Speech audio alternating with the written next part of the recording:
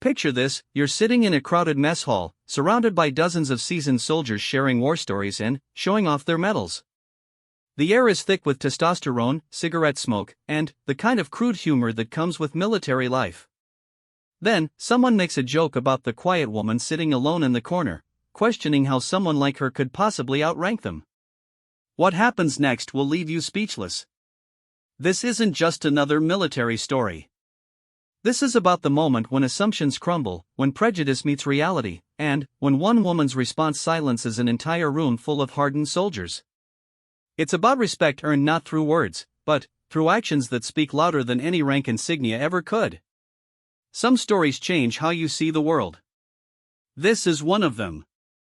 The woman they underestimated? She was about to remind them why they should never judge a soldier by anything other than their service record. And her service record? Well, let's just say it was written in places most of these men had only heard about in whispered conversations. Get ready for a story that will challenge everything you think you know about courage, leadership, and what it really means to serve your country. The fluorescent lights buzzed overhead in the Fort Carson mess hall, casting their harsh glow over rows of metal tables filled with soldiers in various stages of their evening meal. Steam rose from plates of meatloaf and mashed potatoes while conversations about training exercises, weekend plans, and war stories filled the air with a familiar military cadence. Colonel Sarah Martinez sat alone at a corner table, methodically eating her dinner while reading a worn paperback novel. She had arrived at the base 3 days ago as part of a temporary assignment, and, though she had eaten in the same mess hall each evening, she preferred the solitude. At 42, she had learned that sometimes silence spoke louder than words, and observation often revealed more than conversation. Her uniform was crisp but unremarkable, bearing the standard insignia of her rank. She wore no flashy decorations, no obvious indicators of the extraordinary career that had brought her to this moment. To the casual observer, she might have seemed like just another officer passing through, perhaps a desk jockey or administrative personnel rotating between assignments. At the table nearest to the serving line, a group of younger soldiers had been growing increasingly rowdy as the evening progressed. Staff Sergeant Mike Rodriguez, a burly man with arms covered in tattoos telling the story of 3 combat deployments, held court with his usual blend of bravado and battlefield humor.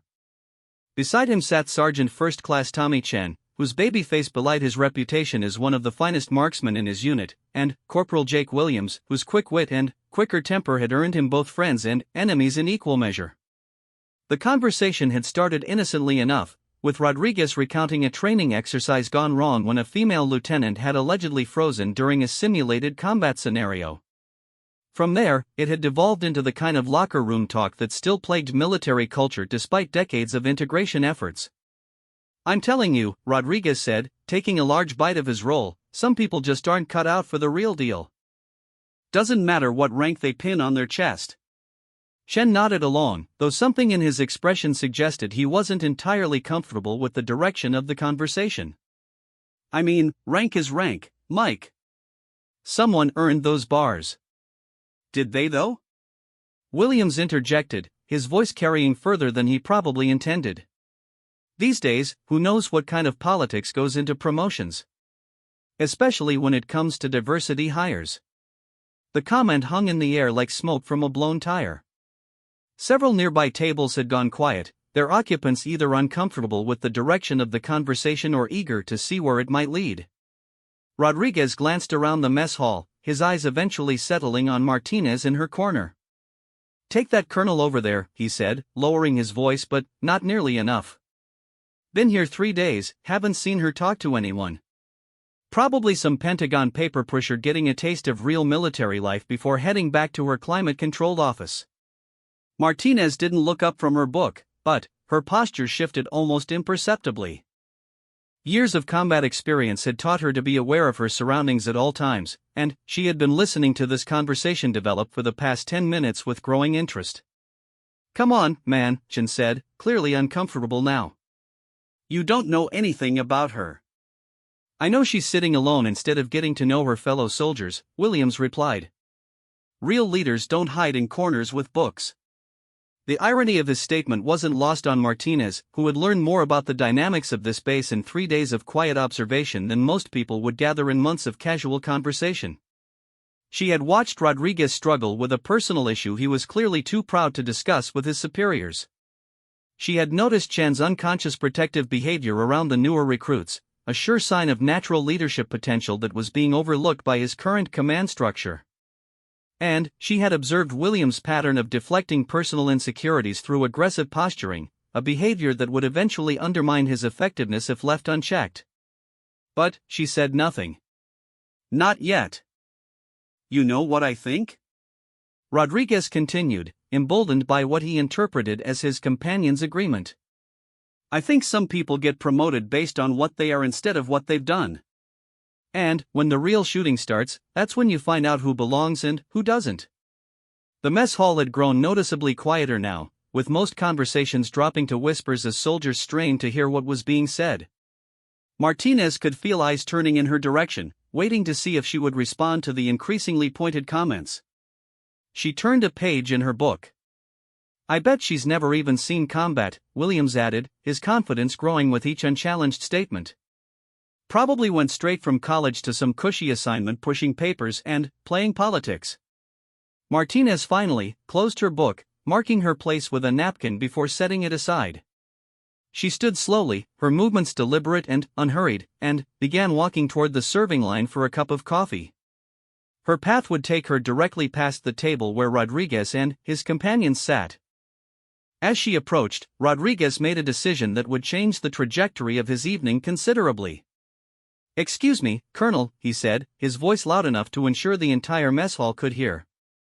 "My buddies and I were just wondering about your background. What kind of assignment brings you to Fort Carson?" Martinez stopped and turned to face the table. Up close, Rodriguez could see details he had missed from across the room. There were small scars along her jawline that suggested she hadn't spent her entire career behind a desk. Her hands, visible now as she clasped them behind her back, bore the calluses that came from extensive weapons training. And her eyes, when they met his, held a depth of experience that made him suddenly question his assumptions. "I'm here for a training evaluation," she said simply, her voice calm and measured. "And you are?" "Staff Sergeant Rodriguez, ma'am. This is Sergeant First Class Chen and Corporal Williams. What kind of training do you specialize in, Sergeant?" Rodriguez straightened slightly, sensing that he was being tested. "Small unit tactics, urban combat scenarios, advanced marksmanship." 3 deployments to Afghanistan." Martinez nodded appreciatively. "Afghanistan is challenging terrain." "What regions?" "Helmand Province mostly, ma'am. Sometime in Kandahar." "Good areas for learning real soldiering," she agreed. "Helmand especially. The Taliban fighters there are some of the most experienced insurgents in the world. Takes real skill to operate effectively in that environment." Rodriguez began to relax, interpreting her comments as validation of his experience. "Yes ma'am, it does." "And you, Sergeant Chen?" 2 deployments, Colonel. Iraq and Syria. Mostly convoy security and counter-sniper operations. Counter-sniper work requires exceptional patience and skill, Martinez observed. "Not many soldiers have the temperament for it." Chen smiled slightly, clearly pleased by the recognition. Martinez turned to Williams. "Corporal?"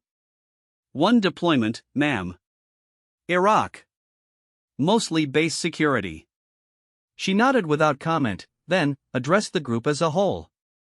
"You gentlemen seem to have significant field experience. That's valuable in today's military." Rodriguez, emboldened by what he perceived as approval, decided to press his advantage. "Thank you, ma'am. We were actually just discussing how important real combat experience is for military leadership. Sometimes we wonder if all the folks wearing rank have actually earned it in the field." The mess hall had gone completely silent now. Even the kitchen staff had stopped their clattering to listen. Martinez looked at Rodriguez for a long moment, her expression unreadable. "That's an interesting perspective, Sergeant. What would you consider adequate combat experience for a colonel?" Rodriguez glanced at his companions, seeking support. Well, ma'am, I think someone at that level should have multiple deployments, command experience under fire, maybe some special operations background. And decorations? Yes, ma'am. You know, Bronze Star, maybe a Silver Star if they've really seen action. Martinez nodded thoughtfully. What about a Purple Heart? Definitely, ma'am. Shows they bled for their country. Multiple Purple Hearts? Rodriguez was beginning to sense that this conversation was heading somewhere unexpected, but he pressed on. Well, yes, ma'am, that would certainly demonstrate commitment to service. And, what about Medal of Honor recipients, Sergeant? Where would you place them in your hierarchy of military leadership? The question hit the table like a physical blow. Rodriguez's mouth opened slightly, but no words came out. The Medal of Honor was the nation's highest military decoration, awarded for conspicuous gallantry and intrepidity at the risk of life above and beyond the call of duty. In the entire history of the United States military, fewer than 4,000 people had ever received it. Well, ma'am, that would be. I mean, anyone with the Medal of Honor would be worthy of your respect? Martinez finished quietly. Absolutely, ma'am.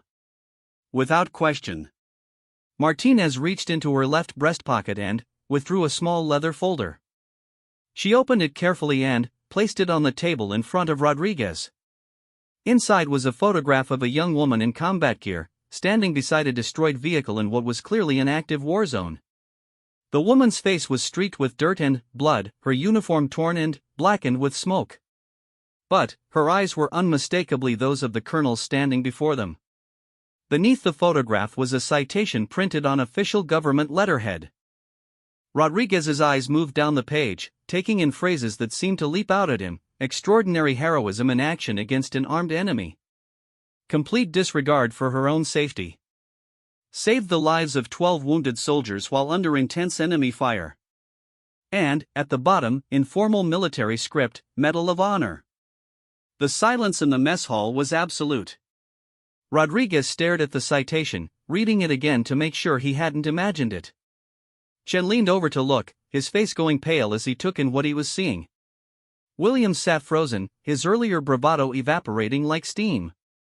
Martinez let them absorb the information for a moment before speaking again. The action described in that citation took place in Syria 3 years ago. Our convoy was ambushed in a narrow valley, and the lead vehicle hit an IED. 12 soldiers were trapped under fire, including 2 who were critically wounded. She paused, her voice remaining steady despite the weight of the memory. I was the convoy commander. It was my responsibility to get everyone home. Rodriguez looked up from the citation, his face flushed with embarrassment and something approaching awe. Ma'am, we didn't. You didn't know, Martinez agreed. And that's exactly the point, Sergeant. You made assumptions based on what you saw rather than what you knew. In combat, assumptions get people killed. She reached over and carefully closed the leather folder, returning it to her pocket. I've spent 22 years in the Army. 15 deployments across 4 different countries. I've commanded everything from a squad to a brigade. I've been wounded in action 6 times, and I've had the honor of serving alongside some of the finest soldiers this nation has ever produced. Martinez looked directly at each of the 3 men in turn. But, more importantly, I've learned that courage and leadership don't always announce themselves with flashy decorations or war stories. Sometimes they sit quietly in corners, reading books and observing, waiting for the moment when they're needed most. The lesson was clear, but Martinez wasn't finished. She pulled out the chair across from Rodriguez and sat down, her movement causing a ripple of surprise throughout the mess hall. Now, she said, her tone shifting to something more conversational, tell me about this training evaluation you're all about to participate in. I have a feeling it's going to be very educational for everyone involved. Rodriguez swallowed hard, suddenly, understanding that the woman he had underestimated was about to become a very important part of his immediate future. And, judging by the slight smile playing at the corners of her mouth, she was looking forward to it. Dawn came early to Fort Carson, painting the Colorado sky in shades of amber and gold as the first formations of soldiers began their morning physical training. The events of the previous evening in the mess hall had rippled through the base like wildfire, carried on the informal communication network that existed in every military installation. By sunrise, nearly everyone knew about the Medal of Honor recipient who had quietly dismantled 3 soldiers' assumptions with nothing more than a leather folder and the truth. Colonel Martinez stood at the edge of the parade ground, watching the morning routine unfold with the practiced eye of someone who had observed thousands of such formations across her career. She wore standard battle dress uniform today, with one notable addition: the distinctive light blue ribbon of the Medal of Honor was now visible among her decorations, a quiet statement that spoke volumes to anyone with the knowledge to interpret it. The base commander, Colonel James Patterson, approached from across the field, his stride purposeful despite the early hour.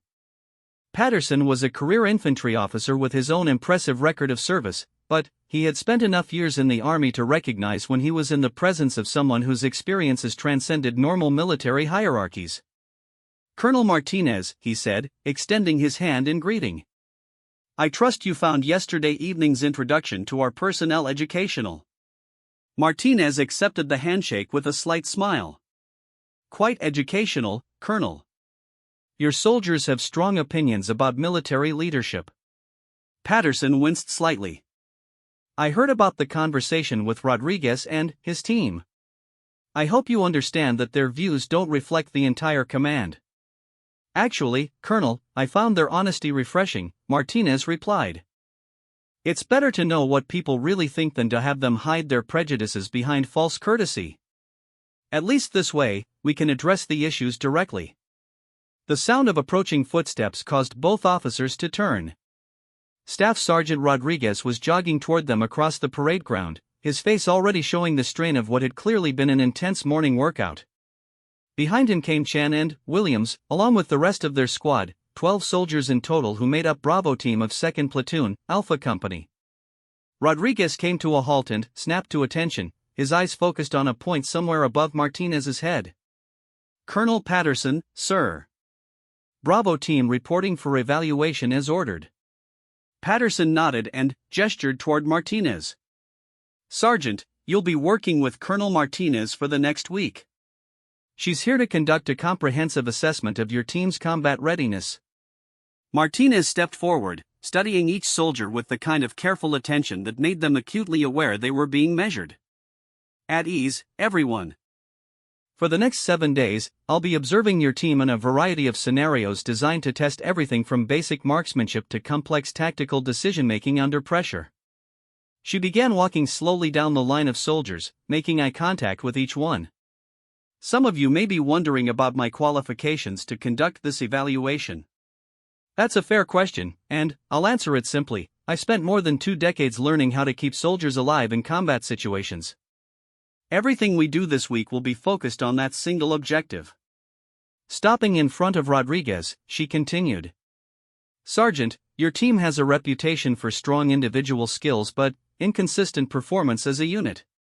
My job is to figure out why, and, more importantly, how to fix it." Rodriguez shifted uncomfortably but maintained his military bearing. "Yes, ma'am. The team is ready for whatever training you have planned."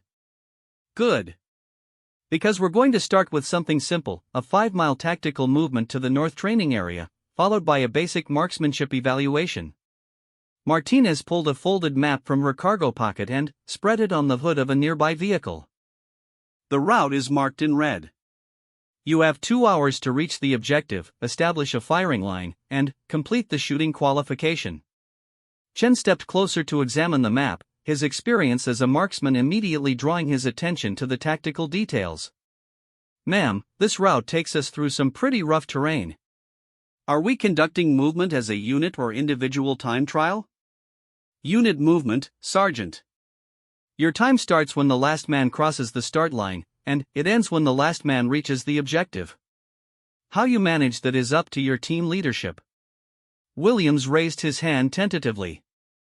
"Ma'am, what's the standard for passing this evaluation?" Martinez folded the map and looked directly at him. "Corporal, there is no standard for passing. This is an assessment, not a test. I'm not here to judge whether you meet some arbitrary benchmark. I'm here to determine how effectively this team can function under combat conditions. She paused, letting that sink in. However, I will say this, in combat, there are no participation trophies. Either you accomplish the mission and bring everyone home, or you don't. Everything we do this week will be measured against that reality. The gravity of her words settled over the group like a weight. These weren't garrison soldiers playing war games, they were combat veterans who understood exactly what she meant. Weapons and ammunition are staged at the armory, Martinez continued. Full battle rattle, 70-pound packs. Questions? Specialist Lisa Park, the team's communications expert, raised her hand. Ma'am, will you be participating in the movement or observing? Martinez smiled, and something in her expression suggested that Park had asked exactly the right question. I'll be along for the ride, specialist. Someone needs to make sure you don't get lost. What the team didn't know was that Martinez had walked this exact route 3 times in the past week, studying the terrain and identifying every potential obstacle, shortcut, and tactical consideration. She had also reviewed their previous training records, noting patterns of performance that revealed both strengths and weaknesses in their unit cohesion. Rodriguez, still stinging from the previous evening's encounter, was determined to prove that his team could perform at the highest level. All right, people, you heard the colonel. Full kit in 30 minutes. We're going to show her what Bravo team can do. As the soldiers dispersed to gather their equipment, Martinez found herself approached by Chen, who had lingered behind while the others headed toward the barracks. Ma'am, he began hesitantly, I wanted to apologize for last night. Rodriguez and Williams, they don't speak for all of us. Martinez studied the young sergeant's face, noting the genuine regret in his expression. Apology accepted, Sergeant. But, I'm more interested in what you think than what you think I want to hear. Chen considered this carefully before responding. Honestly, ma'am, I think our team has the individual skills to be outstanding. But, we don't always work well together. There are personality conflicts that sometimes interfere with mission effectiveness. Such as? Rodriguez is a good soldier, but he has strong opinions about how things should be done. Williams tends to follow his lead, even when it might not be the best course of action. And some of the newer soldiers are afraid to speak up when they see problems. Martinez nodded approvingly. That's an honest assessment, Sergeant. The question is, what do you think should be done about it? I don't know, ma'am. I'm not the team leader. Leadership isn't always about rank, Sergeant. Sometimes it's about recognizing when the mission requires someone to step forward and do what needs to be done. Chen looked thoughtful as he absorbed this comment. Yes, ma'am. I'll remember that. An hour later, Bravo team stood assembled at the starting point for their tactical movement, loaded down with full combat equipment and looking every inch the professional soldiers they were trained to be. Martinez stood among them, her own pack and weapon ready, though she had made no show of the extensive preparation that had gone into this seemingly simple exercise. Rodriguez conducted a final equipment check, his leadership style becoming immediately apparent to Martinez's trained eye. He was thorough and competent, but his approach was more focused on finding problems than building confidence. Every minor deficiency was pointed out with sharp criticism, every piece of equipment inspected with the assumption that something would be wrong. Park, your radio antenna is too loose. Chen, your weapon sling needs adjustment. Williams, when's the last time you cleaned your rifle? The effect was to create a team that was technically proficient but psychologically on edge, soldiers who were more worried about making mistakes than focused on accomplishing the mission. Martinez watched this dynamic play out without comment, filing away her observations for later analysis. When Rodriguez finally declared the team ready to move, she simply shouldered her pack and fell into the formation without fanfare. The first mile of movement went smoothly, with the team maintaining good tactical spacing and appropriate noise discipline. The terrain was relatively flat, allowing Rodriguez to set a pace that kept them well ahead of their 2-hour timeline.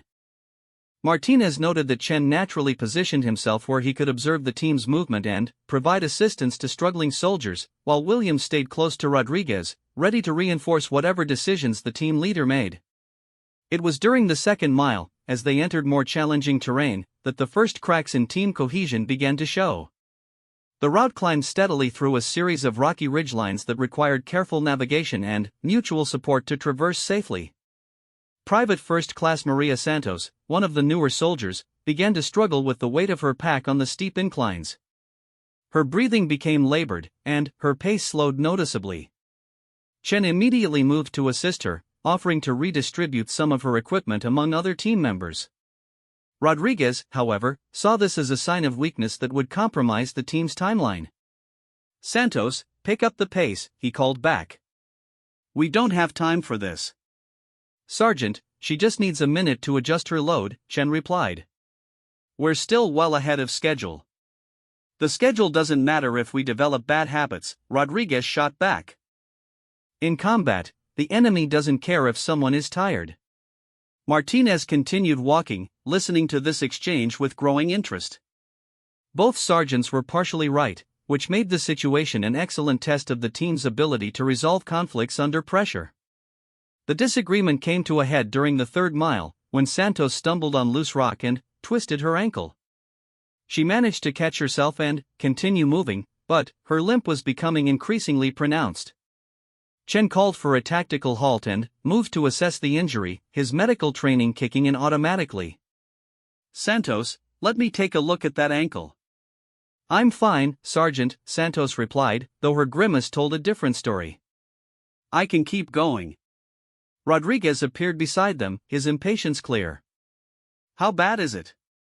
Chen examined the ankle carefully, noting significant swelling but no obvious signs of a serious sprain.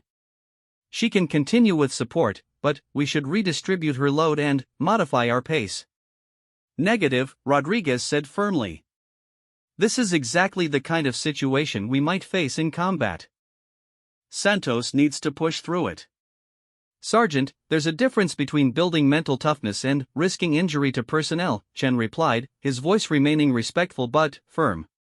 The rest of the team had gathered around, watching this leadership conflict unfold. Martinez could see uncertainty in their faces as they tried to determine whose guidance to follow. It was exactly the kind of scenario that could destroy unit cohesion if handled poorly. Rodriguez looked at the faces around him and realized that his authority was being questioned publicly. Chen, are you questioning my leadership? I'm questioning this specific decision, Sergeant. The mission is to reach the objective as a team. If we injure Santos by pushing too hard, we fail that mission. The tension was thick enough to cut with a knife. Williams stepped closer to Rodriguez, ready to back his team leader, while several other soldiers looked to Chen for guidance. Santos stood in the middle, clearly uncomfortable with being the center of the conflict. It was at this moment that Martinez decided to intervene, not as an officer pulling rank, but as a combat veteran offering hard-earned wisdom. Sergeants, she said quietly, her voice carrying just enough authority to get everyone's attention. What's the mission? Rodriguez and Chen looked at her, both realizing they were being tested.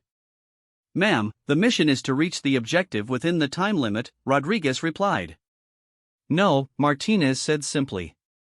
The mission is to demonstrate your team's combat readiness. How you handle this situation will tell me more about that readiness than whether you arrive 10 minutes early or late. She looked directly at Santos. Private, can you continue with support? Yes, ma'am. I don't want to let the team down. You're not letting anyone down by being honest about your physical condition, Martinez replied. In combat, hiding injuries gets people killed. She turned back to the 2 sergeants. You have a soldier with a minor injury that affects mobility but doesn't prevent her from completing the mission. What are your options? Chen spoke first. We can redistribute her equipment, provide physical support on difficult terrain, and modify our route to avoid the most challenging sections. And the cost of that approach? Slower movement, possible missed timeline, and setting a precedent that might encourage malingering in the future, Rodriguez added, somewhat reluctantly. Good, Martinez nodded. Now, what are the alternatives? Rodriguez straightened. We maintain mission tempo and expect Santos to adapt and overcome. It builds mental toughness and reinforces the standard that everyone pulls their own weight. And the potential consequences? Worsening the injury, potentially creating a casualty that would definitely compromise the mission, Chen admitted. Martinez looked at both men approvingly. Now you're thinking tactically. Both approaches have merit and risks. The question is, which one best serves this specific mission at this specific time? She gestured toward the map Rodriguez carried. Sergeant Rodriguez, show me our current position and the remaining route. Rodriguez spread the map on a nearby rock, pointing to their location and tracing the remaining path. Martinez studied it for a moment, then pointed to a section about a mile ahead. There's an alternate route that adds about 15 minutes but avoids the steepest terrain. We're currently 40 minutes ahead of schedule.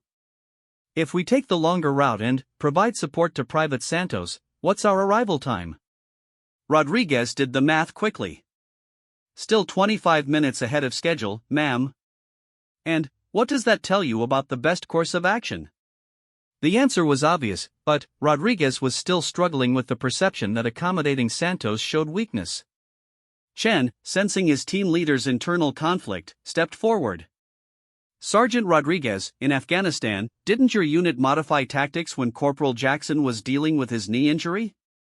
I heard you found ways to use his skills effectively while adapting to his physical limitations. Rodriguez looked surprised that Chen knew about that situation, then slowly nodded. Yeah, we did. Jackson was our best radio operator, so we found ways to keep him effective without putting him in positions where his mobility would compromise the team. Martinez saw the moment when understanding dawned in Rodriguez's eyes. The same principle applies here, doesn't it, Sergeant? Yes, ma'am, Rodriguez said, his voice carrying a note of respect for Chen that hadn't been there before. Santos, give Chen your extra ammo and water. Williams, you take her demolitions kit. We'll take the alternate route and provide support on the rough terrain. Santos looked relieved, but, more importantly, the rest of the team was watching Rodriguez with renewed confidence. He had shown the flexibility to adapt his leadership style when the situation required it, guided by input from Chen rather than undermined by it. Martinez shouldered her pack again. Outstanding. Let's move. As they resumed their march, she fell into step beside Chen. Good leadership, Sergeant. You found a way to challenge the decision without challenging the leader. Chen smiled slightly. Thank you, ma'am. Rodriguez is a good soldier. Sometimes he just needs to be reminded that strength can look different depending on the situation. And what about you? How do you think this will affect team dynamics going forward? Chen considered the question carefully as they navigated around a rocky outcropping. I think Rodriguez and I work better together when we're focused on the mission rather than our egos. This situation forced us to do that. Martinez nodded approvingly. The exercise was already providing valuable insights into the team's potential, and they weren't even halfway to the objective yet. The remaining movement to the firing range passed without major incident, though Martinez continued to observe and catalog the team's behavior patterns. She noted how naturally the soldiers adapted to supporting Santos, how quickly they incorporated the lessons learned from the conflict between their leaders, and how their confidence grew as they successfully navigated each challenge. When they finally arrived at the firing range, the team was tired but cohesive, having worked through their first major test of leadership and adaptability. Rodriguez called for equipment check and preparation for the marksmanship portion of their evaluation, his tone noticeably more collaborative than it had been at the beginning of the movement. Martinez checked her watch. They had arrived 22 minutes ahead of schedule, well within the parameters she had established. More importantly, they had arrived as a functioning unit rather than a collection of individuals following orders. The real test was just beginning. The afternoon sun blazed down on the Fort Carson firing range as Bravo team arranged their equipment and prepared for what they assumed would be a standard marksmanship qualification. The range consisted of multiple firing lanes extending out to 300 meters, with pop-up targets and electronic scoring systems that could track every shot with precision. Martinez had specifically requested the advanced range for reasons the team would soon discover. Rodriguez positioned his soldiers along the firing line, each one checking their weapon systems and adjusting their gear for the prone shooting position. The marksmanship evaluation was something they all felt confident about. Every member of Bravo team was a qualified expert marksman, and several, including Chen, held advanced sniper certifications. Martinez stood behind the firing line with Master Sergeant Diana Foster, the range safety officer who had been briefed on the true nature of today's exercise. Foster was a 20-year veteran with her own impressive combat record, and she watched the team's preparations with the experienced eye of someone who had seen countless soldiers demonstrate their shooting skills under controlled conditions. "Looks like a solid group," Foster observed quietly. "Rodriguez knows his business, and Chen's reputation as a marksman speaks for itself." "Individual skills aren't the issue," Martinez replied. "It's how they perform when the situation becomes unpredictable." Foster glanced at her with interest. "You're planning to make this interesting, aren't you?" Martinez smiled. "Let's just say that combat rarely provides ideal shooting conditions." Rodriguez completed his safety briefing and turned toward Martinez. "Colonel, the team is ready to begin the qualification course." "Excellent, Sergeant. However, there's been a change to the exercise parameters." Martinez walked to the center of the firing line where everyone could hear her clearly. "Instead of individual qualification, you'll be conducting team engagement scenarios designed to simulate combat conditions." She gestured toward the range, where the targets had been reconfigured into tactical positions representing enemy combatants in various defensive positions. "Your mission is to clear 5 successive engagement areas, with each requiring different tactical approaches and shooting techniques." Williams raised his hand. "Ma'am, what are the specific parameters for each engagement?" "I'm glad you asked, Corporal." Martinez pulled a tablet from her equipment and displayed a tactical diagram. The first engagement simulates long-range precision shooting. 2-man sniper teams will engage targets at 250 to 300 meters while the rest of the squad provides security and target identification. She swiped to the next screen. The second engagement involves rapid target acquisition at medium range, approximately 100 to 150 meters. This simulates an ambush scenario where speed and accuracy are equally critical. Chen stepped closer to examine the diagram, his sniper training immediately recognizing the complexity of what Martinez was proposing. "Ma'am, these scenarios require close coordination between team members. Are we working with predetermined partnerships or adapting assignments based on situation?" "That's up to your team leadership to determine, Sergeant. However, I will say this, the scenarios are designed to test not just shooting skills, but communication, adaptability, and leadership under pressure." Martinez moved to the next display. "The third engagement involves close-quarters shooting while moving, something that requires significant trust between team members. The fourth tests your ability to engage multiple targets simultaneously while protecting wounded personnel." Santos, despite her injured ankle, looked intrigued by the challenge. "What's the fifth scenario, ma'am?" Martinez's expression grew serious. "The fifth scenario will test everything you've learned in the first 4. I won't describe it now, because part of the challenge is adapting to unexpected circumstances."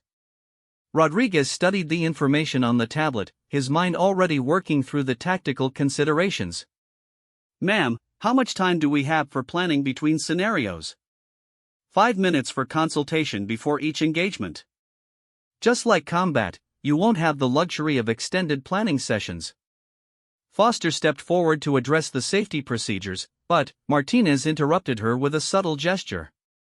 "Before we begin, I want to share something with you that might affect your performance today." The team gathered closer, sensing that they were about to receive information that would change their understanding of the exercise. 3 years ago, in Syria, I commanded a convoy that was ambushed in circumstances very similar to what we'll be simulating today. 12 soldiers were trapped under fire, with multiple casualties and limited ammunition.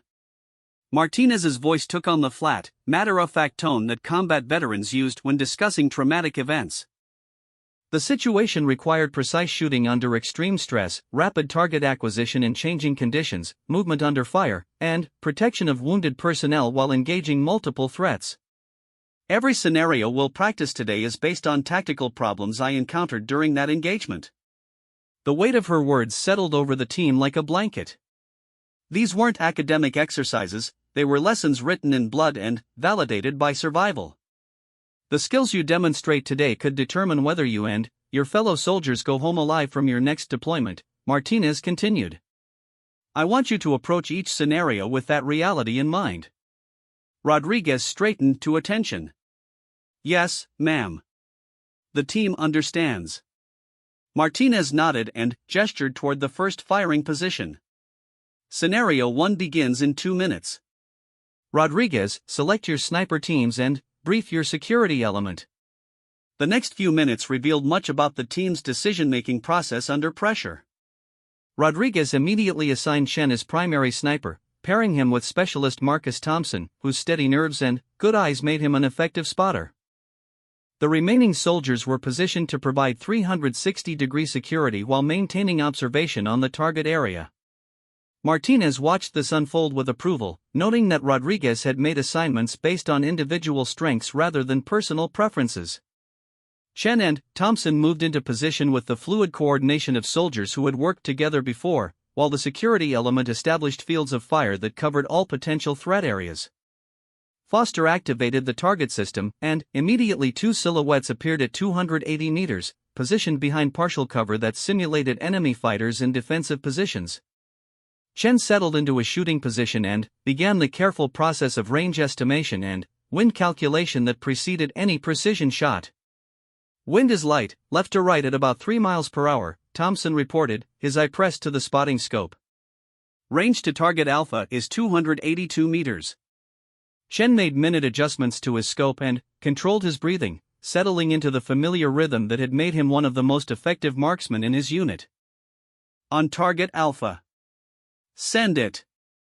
The shot broke with the sharp crack of a precision rifle, and the first target dropped immediately. Without pause, Chen shifted to the second target, a more challenging shot that required him to engage around the edge of cover. Target Bravo, 278 meters, partial concealment, Thompson called.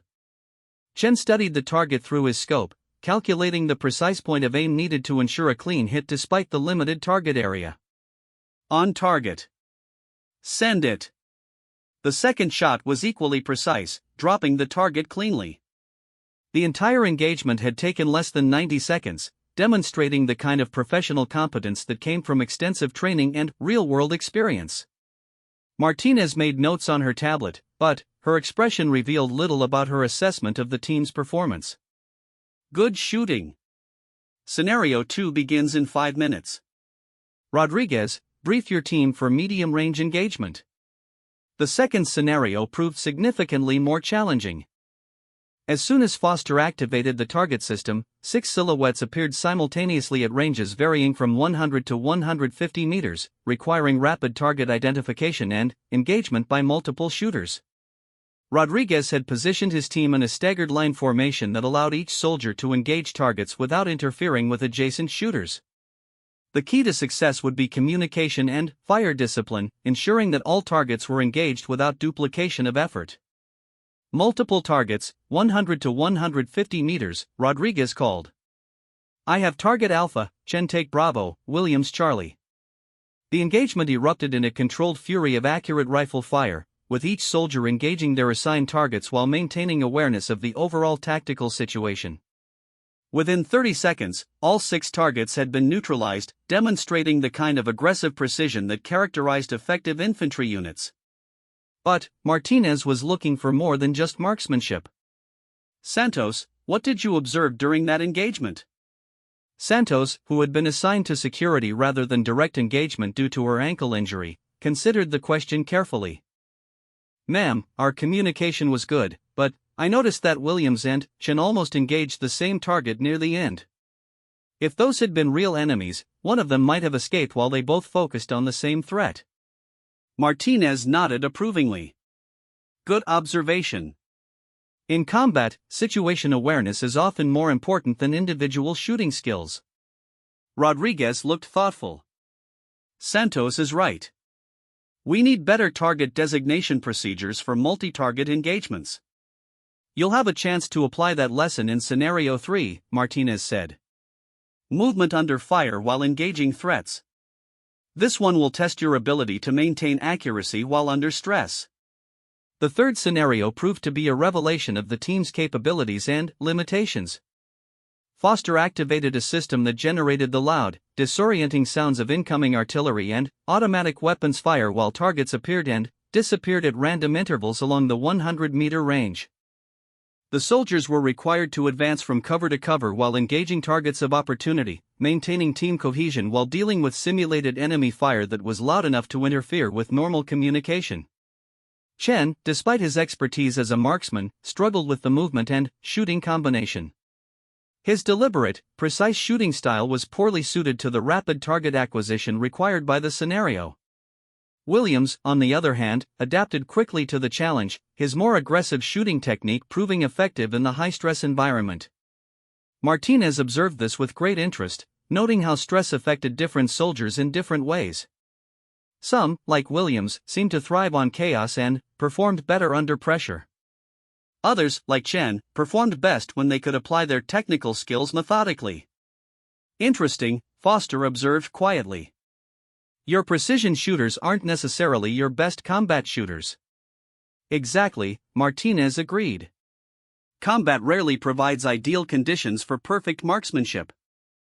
Sometimes good enough, delivered quickly, is better than perfect, delivered too late. The fourth scenario introduced the additional complexity of casualty evacuation under fire. Foster activated targets while simultaneously deploying mannequins representing wounded soldiers that had to be moved to safety while the team maintained effective fire on enemy positions. Rodriguez found himself forced to make difficult decisions about resource allocation, balancing the need for sustained fire against the requirement to protect and evacuate casualties. The scenario revealed both his strengths as a decisive leader and his tendency to focus on immediate tactical problems rather than broader strategic considerations. Martinez watched as Chen naturally assumed responsibility for casualty care, his medical training making him the logical choice for that role. But this removed the team's best long-range marksman from direct engagement duties, forcing Rodriguez to adapt his tactics to account for changed capabilities. Time, Martinez called after 10 minutes of intense activity. The team had successfully completed the scenario, but not without revealing significant areas for improvement. Rodriguez gathered his soldiers for a quick debrief, his leadership style noticeably more collaborative than it had been at the beginning of the day. Good work, people. Santos, even with your ankle, your observation and communication kept us informed about threats we couldn't see. Chen, your casualty care was outstanding. Williams, your adaptation to combat shooting conditions was impressive. Martinez nodded approvingly at Rodriguez's recognition of individual contributions, but she could see the team was beginning to understand that success required more than just individual excellence. Scenario 5 will begin in 10 minutes, she announced. This one will test everything you've learned today, plus some additional challenges you haven't anticipated. As the team prepared for their final test, Martinez conferred quietly with Foster about the implementation of the most complex scenario. The real test was about to begin, and it would push Bravo team's abilities to their absolute limits. Are you sure about this? Foster asked, reviewing the scenario parameters on her tablet. This is more complex than most units see in actual combat. Martinez looked at the soldiers preparing their equipment and checking their ammunition supplies. These soldiers are about to deploy to one of the most dangerous regions in the world. If they can't handle complexity and stress here, they won't survive it in the field. She turned back to the team. 5 minutes, people. Final scenario begins shortly. Rodriguez looked at his soldiers, noting the combination of exhaustion and determination on their faces. They had been challenged beyond anything they had experienced in routine training, and, while they had performed well, he could sense that Martinez was holding something back for this final test. Whatever she throws at us, he told his team, we handle it together. We've proven we can adapt and overcome. Now we prove we can do it under the worst possible conditions. Chen checked his rifle one last time. What do you think she's planning? Williams, who had been quiet during the break, looked thoughtful. I think she's going to show us what real combat feels like. Everything up to now has been preparation. Santos, despite her injury and limited participation in the shooting scenarios, had been observing Martinez throughout the afternoon. She's been testing more than our shooting. She's been watching how we communicate, how we adapt, how we support each other. Rodriguez nodded slowly. Santos is right. This last scenario isn't just about hitting targets. It's about proving we can function as a team when everything goes wrong. Martinez approached the group, her expression serious. Time to find out what you're really made of, Bravo team. Scenario 5 begins now. What followed would test every lesson they had learned, every skill they possessed, and every assumption they held about their own capabilities. By the time it was over, Bravo team would understand exactly why Colonel Sarah Martinez had been chosen to conduct their evaluation, and what it truly meant to earn the respect of a Medal of Honor recipient. The late afternoon sun cast long shadows across the Fort Carson training complex as Colonel Martinez led Bravo team away from the standard firing range toward a section of the base most soldiers rarely saw. The Advanced Combat Training Facility, known informally as the Crucible, was a sprawling complex designed to replicate the chaos and unpredictability of actual combat operations. As they approached the entrance, Rodriguez noticed details that made him increasingly nervous. Multiple military vehicles were staged around the perimeter, including medical evacuation equipment that seemed excessive for a training exercise. Personnel from various units were moving with the purposeful urgency that suggested something significant was about to happen. Martinez stopped the team at a briefing shelter overlooking the training complex, which stretched out below them like a small urban environment. Mock buildings, debris fields, and simulated blast damage created a landscape that looked disturbingly realistic. Bravo team, Martinez began, her tone shifting to the formal cadence used for serious combat briefings. Scenario 5 is a comprehensive tactical exercise based on an actual engagement from my deployment in Syria. What you're about to experience is as close to real combat as we can simulate without actually placing you in danger. She gestured toward the complex below. At 1800 hours, you'll enter the training area as part of a convoy escort mission.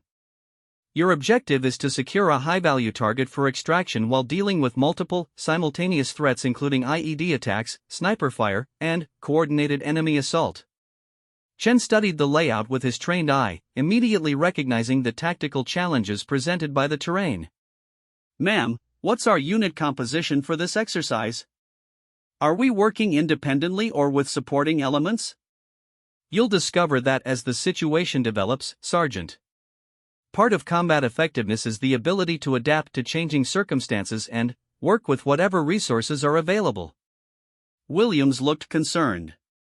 Ma'am, are we using simulated ammunition for this exercise? Martinez's expression remains serious. You'll be using modified training ammunition that provides realistic ballistic performance and sound signature while maintaining safety protocols. However, I want to be absolutely clear, this exercise will involve real physical stress, genuine tactical decision-making, and consequences for poor performance. Foster appeared beside them, now wearing full combat equipment and carrying the kind of heavy communications gear that suggested she would be playing a more active role in the exercise. Colonel Martinez, all support elements are in position. Medical supervision is standing by. Medical supervision? Santos asked, her voice carrying a note of concern. Martinez looked directly at her. Santos, this exercise is designed to test your team's performance under genuine stress. While we've taken every possible safety precaution, the physical and mental challenges you'll face are real. If anyone has doubts about their ability to participate, now is the time to speak up. Rodriguez looked at his team, seeing a mixture of nervousness and determination on their faces. Ma'am, Bravo team is ready for whatever you have planned. Good. Because once this exercise begins, it won't stop until either you complete the mission or I determine that continuing would compromise safety. Martinez handed Rodriguez a tactical radio and a sealed envelope. Your initial orders are in that envelope. You'll receive additional instructions via radio as the situation develops. She paused, studying each soldier's face with the intensity of someone who was about to ask them to risk everything. One final point, this exercise is based on a mission where real soldiers died. Some of them died because they made poor tactical decisions under pressure. Others died because their teammates failed to support them effectively. Treat this with the gravity it deserves. The weight of her words settled over the team like cold water. This wasn't just advanced training, it was a test of everything they claimed to be as professional soldiers. Foster led them to a staging area where additional equipment was waiting: combat medical supplies, explosive ordnance disposal tools, and communication gear that was more sophisticated than anything they had used in routine training. The level of preparation suggested that this exercise had been planned with meticulous attention to detail. "Gear up," Rodriguez ordered, though his voice carried a note of uncertainty. The complexity of what they were facing was beginning to sink in. As the team prepared their equipment, Martinez took Rodriguez aside for a private conversation. "Sergeant, I want you to understand something. This exercise will test every aspect of your leadership, not just your tactical knowledge." Rodriguez straightened. "Yes, ma'am. What specifically should I expect?" "You'll face situations where the textbook solutions don't work, where you have to choose between competing priorities, and where the decisions you make will have immediate, visible consequences." Martinez's tone was serious but not unsympathetic. "Your team will look to you for guidance when they're scared, confused, and overwhelmed. How you handle that pressure will determine whether this team is ready for combat deployment." Rodriguez swallowed hard. "Ma'am, are you saying that our deployment orders depend on this exercise?" "I'm saying that combat doesn't care whether you're ready or not. My job is to ensure that when you face real enemies in real situations, you have the skills and teamwork necessary to survive." Martinez gestured toward his soldiers, who were helping each other adjust equipment and check communication systems. "They're good soldiers individually. Whether they can function as an effective team under extreme stress remains to be seen." At exactly 1800 hours, Bravo team entered the training complex in a military vehicle driven by Foster, who was now playing the role of convoy commander. The urban environment was eerily realistic, complete with ambient sounds of distant traffic and civilian activity that made the simulation feel disturbingly authentic. Rodriguez opened the sealed envelope and read their initial mission briefing aloud. "Intelligence reports indicate high-value target Colonel Ahmad Hassan is located in Building Complex 347. Mission is to secure Hassan for extraction while avoiding civilian casualties and minimizing team exposure to enemy fire." Shen examined the tactical map included in the briefing. This layout shows multiple potential sniper positions and at least 3 likely ambush sites. "Are we going in with predetermined routes or adapting based on reconnaissance?" "We adapt," Rodriguez decided, his leadership instincts beginning to take over. "Santos, you're on communications. Keep us connected to higher command. Williams and Thompson, your point security. Chen, your overwatch once we reach the target building." The convoy had barely traveled 2 blocks when the first crisis erupted. A massive explosion, simulated but frighteningly realistic in its sound and visual effects, detonated beneath their vehicle. Foster immediately began acting the role of wounded convoy commander, her performance so convincing that several team members instinctively moved to provide medical assistance. "IED strike!" Rodriguez shouted, his training taking over as he assessed the situation. "Everyone out! Establish security perimeter." The team deployed from the disabled vehicle with practiced efficiency, but the scenario immediately became more complex. Simulated sniper fire began impacting around their position, forcing them to take cover while dealing with Foster's injuries and the loss of their primary transportation. Martinez observed from a concealed position, noting how each soldier responded to the sudden transition from routine convoy movement to combat operations. Santos immediately attempted to establish radio contact with higher command, only to discover that their primary communication equipment had been damaged in the simulated explosion. Chen quickly identified the most likely sniper positions and began planning counter-sniper operations, but the limitations of their current position made immediate action impossible. Williams and Thompson established security positions that provided good fields of fire but required them to expose themselves to potential enemy observation. "Rodriguez," Martinez's voice came over the tactical radio, "this is Overwatch. You have wounded personnel, degraded communications, and enemy contact. What are your immediate priorities?" Rodriguez looked around at his team, seeing the stress beginning to show on their faces despite the artificial nature of the threats they were facing. The realistic sounds of gunfire and explosions were having a psychological effect that was clearly visible. Overwatch, this is Bravo 6. Immediate priorities are medical treatment for wounded, establishment of secure communications, and assessment of enemy disposition before continuing to objective. Roger, Bravo 6. Be advised, enemy forces are maneuvering to surround your position. You have approximately 10 minutes before your current location becomes untenable. The time pressure forced Rodriguez to make rapid decisions about resource allocation and tactical priorities. Chen volunteered to maintain Overwatch while the rest of the team provided medical assistance to Foster, but this left them vulnerable to the simulated enemy forces that Martinez had warned were approaching. Santos managed to establish communications using backup equipment, but the reports she received from higher command only added to the complexity of their situation. Multiple enemy units were reported in the area, civilian populations were caught in the crossfire, and their extraction timeline had been accelerated due to changing tactical conditions. Sergeant, Santos called out, I'm getting reports of civilian casualties in the target building. Command wants us to assess the situation and determine if the mission is still viable. Rodriguez felt the weight of competing demands pressing down on him. Foster's wounds required immediate medical attention, but moving to provide that assistance would expose his team to sniper fire. The mission objective was still valid, but achieving it would require leaving their current position and moving through territory that was likely to be contested. Chen's voice crackled over the radio from his Overwatch position. I count at least 4 enemy positions with fields of fire on our current location. If we stay here much longer, we're going to take casualties. Williams, who had been remarkably calm throughout the exercise, looked to Rodriguez for guidance. Sergeant, what's the call?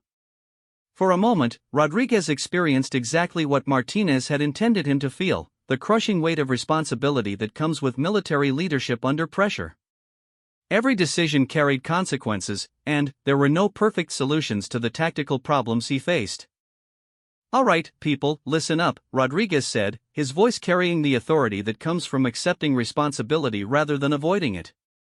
Chen, can you provide covering fire if we move to that building complex at our 2 o'clock? Roger, I can cover the approach route, but you'll be exposed for about 50 meters. Santos, what's the medical assessment on our wounded? Santos examined Foster's simulated injuries with professional competence. Stable but needs evacuation within 30 minutes. She can't continue mission operations. Rodriguez made his decision. Here's what we're going to do. Williams and Thompson will establish Overwatch positions to support Chen. Santos will stay with our wounded and maintain communications. I'll conduct reconnaissance on the target building to assess mission viability. Martinez's voice came over the radio immediately. Bravo 6, you're planning to conduct reconnaissance alone? Explain your tactical reasoning. Rodriguez keyed his radio, realizing that Martinez was testing his decision-making process as much as his tactical skills. Overwatch, single-person reconnaissance minimizes exposure while allowing the majority of my team to provide security and medical support. If the target building is clear, we can move as a unit. If it's contested, I'll have intelligence to plan our approach. And if you become a casualty during reconnaissance? The question hung in the air, forcing Rodriguez to confront the possibility that his leadership decisions could result in personal consequences. Then, Sergeant Chen assumes command with better intelligence about enemy disposition than we currently have. Martinez paused for several seconds before responding. Approved, Bravo 6. Execute your plan. What followed was 15 minutes of the most intense training any member of Bravo team had ever experienced. Rodriguez's solo reconnaissance of the target building revealed a complex tactical situation that required precise coordination between all team members to resolve successfully. The building contained multiple enemy combatants who had to be neutralized without harming civilian hostages who were scattered throughout the structure. Chen's Overwatch position allowed him to provide precision fire through windows, but only if Williams and Thompson could designate targets accurately while maintaining security on the team's flanks. Santos found herself coordinating not just communications but medical evacuation for Foster, target designation for Chen's sniper operations, and logistical support for the assault team. Her role evolved from simple radio operator to critical link in a complex tactical operation. The scenario culminated in a room-by-room clearance operation that required split-second decision-making about rules of engagement, civilian safety, and target identification. Each soldier was forced to operate at the absolute limits of their training and experience, with consequences for every mistake clearly visible. When Rodriguez finally located and secured the high-value target, the relief was palpable. But Martinez wasn't finished with them yet. Bravo 6, this is Overwatch. Mission success on primary objective. However, intelligence indicates enemy reinforcements approaching from multiple directions. You have 8 minutes to reach the extraction point or you'll be overrun. The extraction phase required everything the team had learned about movement under fire, mutual support, and tactical decision-making under extreme time pressure. They had to move Foster, who was still playing wounded convoy commander, along with their secured target, through hostile territory while maintaining combat effectiveness. Chen provided overwatch from multiple positions, leapfrogging forward to maintain covering fire while the team moved by bounds through the complex urban terrain. Williams and Thompson alternated between point security and rear guard, adapting their roles as the tactical situation changed. Santos maintained communications while providing medical support and situational awareness. Rodriguez coordinated all of these moving parts while making real-time decisions about route selection, threat assessment, and resource allocation. By the time they reached the extraction point, every member of the team was physically and mentally exhausted. Martinez appeared as they secured the landing zone for their simulated helicopter extraction, her expression unreadable as she observed their final preparations. The exercise had pushed them beyond anything they had previously experienced, and the results would determine not just their individual futures but their effectiveness as a combat unit. Exercise complete, Martinez announced as the sound of approaching aircraft filled the air. Outstanding work, Bravo team. But Rodriguez could tell from her tone that the real evaluation was just beginning. Everything they had just experienced was prologue to the conversation that would determine whether they were truly ready for what lay ahead. The setting sun cast long shadows across Fort Carson as Bravo team gathered in the same briefing room where their week-long evaluation had begun. The contrast between their current exhausted state and the confident soldiers who had started this journey was stark. Each member of the team bore the physical and mental fatigue that comes from being pushed beyond previously understood limits. Colonel Martinez stood before them, her evaluation folders spread across the table, but her attention was focused on the faces of the soldiers she had spent the past week testing.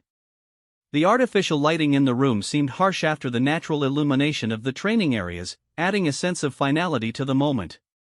Staff Sergeant Rodriguez sat straighter despite his exhaustion, his leadership instincts telling him that this conversation would determine not just their individual futures but the team's effectiveness as a combat unit. Beside him, Sergeant First Class Chen looked thoughtful, his analytical mind already processing the lessons from their experiences. Corporal Williams appeared subdued, his earlier bravado replaced by a deeper understanding of what military service truly demanded. The rest of the team filled out the remaining chairs, each one showing the effects of a week that had challenged their assumptions about their own capabilities and the nature of effective teamwork. Private First Class Santos sat with her injured ankle elevated, but her attention was completely focused on Martinez, waiting to hear an assessment that would shape her understanding of what it meant to be a professional soldier. Martinez began by placing a series of photographs on the table, images from their various training exercises that captured key moments of decision-making, teamwork, and individual performance. The pictures told a story of transformation that was visible in the progression from confident individuals to a cohesive unit that had learned to function under extreme stress. 7 days ago, Martinez said, her voice carrying the weight of experience, you introduced yourselves to me in the mess hall with a conversation about military leadership and what qualifies someone to wear rank insignia. Today, I want to discuss what I've learned about each of you, and, more importantly, what you've learned about yourselves. She picked up the first photograph, showing Rodriguez during the initial tactical movement when he had been forced to adapt his leadership style to accommodate Santos's injury. Sergeant Rodriguez, when we started this evaluation, your approach to leadership was focused primarily on maintaining standards and enforcing discipline. You believed that good leaders demanded excellence and that accommodation was a sign of weakness. Rodriguez shifted uncomfortably, remembering his resistance to modifying their pace and route to support Santos. Yes, ma'am. I thought being tough on the team would make them stronger. What you discovered, Martinez continued, was that true leadership requires the flexibility to adapt standards to circumstances without compromising mission effectiveness. When you chose to take the alternate route and redistribute Santos's equipment, you didn't lower your standards. You demonstrated the tactical intelligence to optimize your team's capabilities. She moved to another photograph, this one showing Chen during the precision shooting exercise. Sergeant Chen, your technical expertise as a marksman is exceptional, but when we began this evaluation, you tended to defer to Rodriguez even when you had tactical insights that could improve team performance. Chen nodded, recalling his initial reluctance to challenge Rodriguez's decisions openly. I was concerned about undermining his authority, ma'am. What you learned was that supporting your team leader sometimes requires providing input that challenges initial decisions. During the casualty evacuation exercise, your willingness to voice concerns about Rodriguez's approach led to a better tactical solution. That's not undermining leadership, that's enabling it. Martinez turned to Williams, whose photograph showed him during the combat shooting exercise where he had surprisingly outperformed some of the team's more experienced marksmen. Corporal Williams, you began this week with significant insecurities about your experience level compared to your teammates. Williams looked down at the table. Yes, ma'am. I felt like I had to prove myself constantly. Your performance under stress revealed something important. Experience is valuable, but adaptability and determination often matter more in combat situations. Your ability to perform effectively during the movement shooting exercise while more experienced soldiers struggled showed that confidence comes from competence, not from constantly comparing yourself to others. The systematic way Martinez addressed each soldier revealed the depth of observation that had characterized her evaluation. She had been watching not just their technical skills but their psychological responses, their interpersonal dynamics, and their capacity for growth under pressure. Specialist Santos received particular attention, despite her limited participation in some exercises due to her injury. Santos, your role as communications specialist might seem secondary to the direct combat actions we emphasized this week, but your performance revealed something crucial about effective teams. Santos looked surprised. Ma'am? During the final exercise, when the tactical situation became complex, you evolved from simply relaying information to actively coordinating between team members and providing situational awareness that enabled better decision-making. You understood that communication isn't just about operating radio equipment, it's about ensuring that everyone has the information they need to perform their roles effectively. Martinez spread out a tactical map and pointed to various locations where they had conducted exercises throughout the week. Each scenario you completed was designed to test specific aspects of team performance under stress.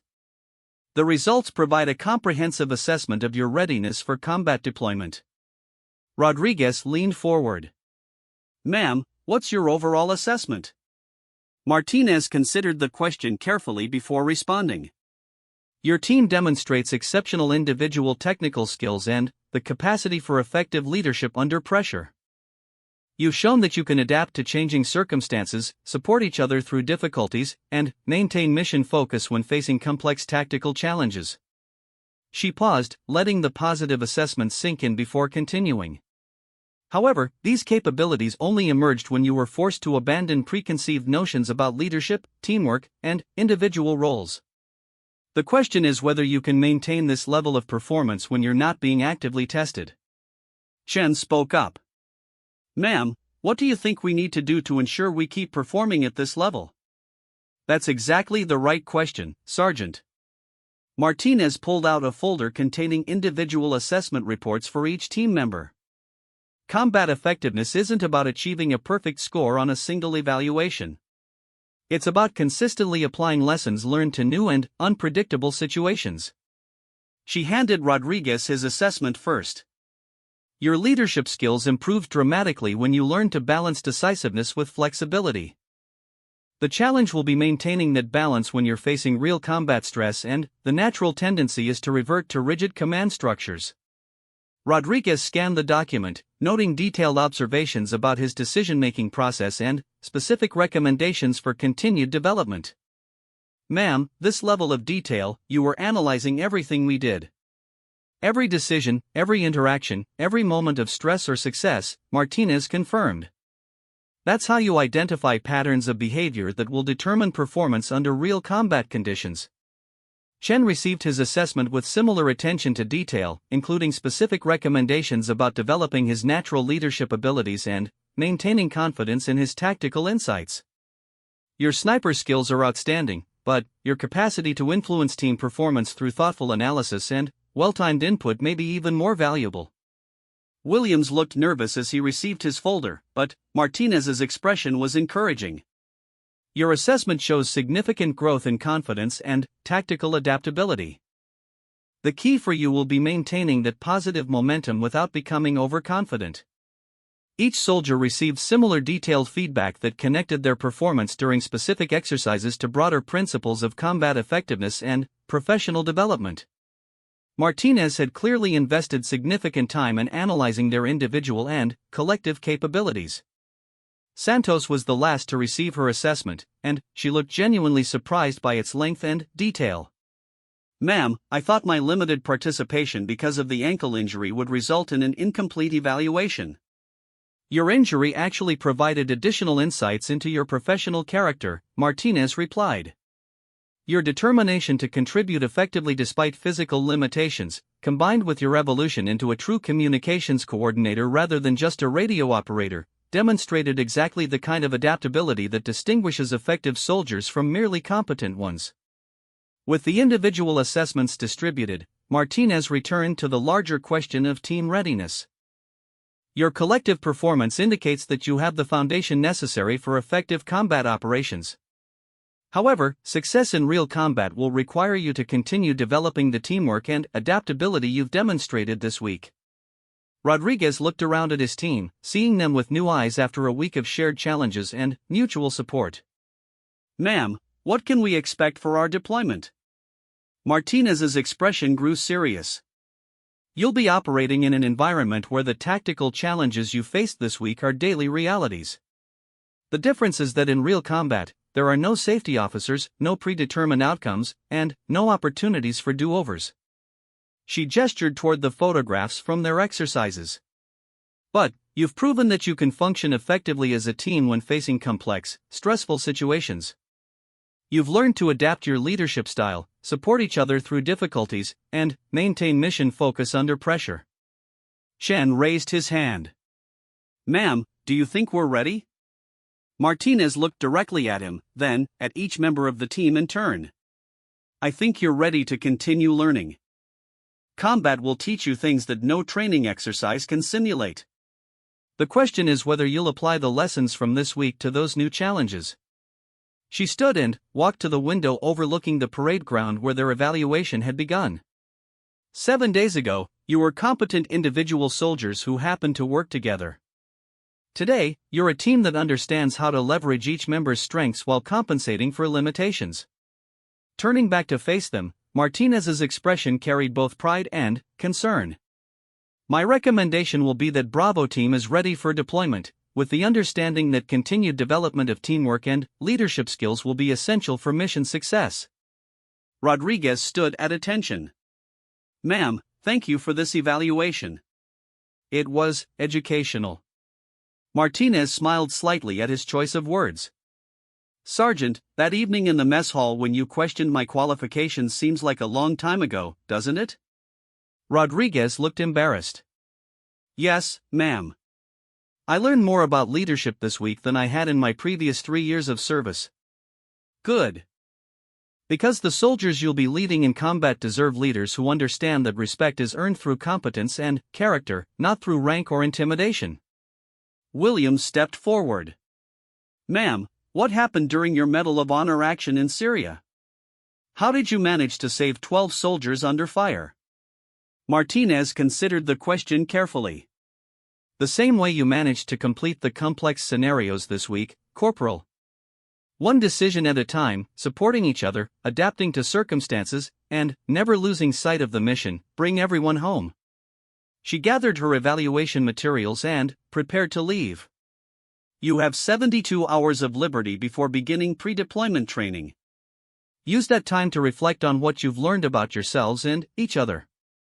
As Martinez reached the door, Santos called out, "Ma'am, will we see you again before deployment?" Martinez paused. "You might be surprised, Santos. The Army is smaller than you think, and combat zones have a way of bringing professional soldiers together." With that, she left Bravo team alone in the briefing room, looking at their assessment reports and contemplating a future that would test everything they had learned in ways they couldn't yet imagine. Rodriguez looked around at his soldiers, seeing not just their individual capabilities but their potential as a cohesive unit. "You know what? I think we're going to be all right." Chen smiled.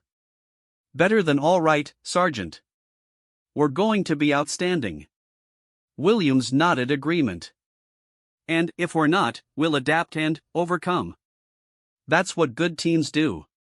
Santos gathered her materials and stood carefully, favoring her healing ankle. "Besides, we've been trained by a Medal of Honor recipient. That has to count for something." As they filed out of the briefing room, each member of Bravo team carried with them not just the technical knowledge gained from intensive training, but the deeper understanding that effective military service requires constant growth, mutual support, and the humility to learn.